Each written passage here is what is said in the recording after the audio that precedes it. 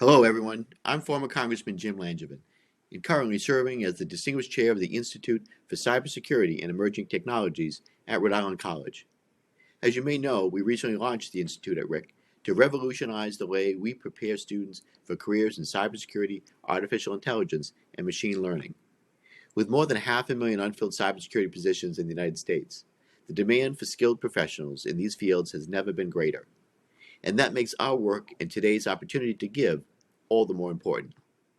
By supporting the Institute at ric.edu/Giving Day, you're not just investing in education, you're investing in the future of our students and the security of our digital world. The Institute will soon establish a cyber range and security operations center for our students.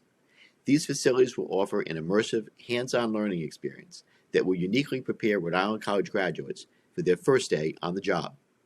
Your donation on April 24th, 2024, during RIC's Day of Giving, will directly contribute to our mission to prepare the cybersecurity workforce of the 21st century. We encourage you to give generously because investing in our young people and securing America in cyberspace is worth the investment. Thank you.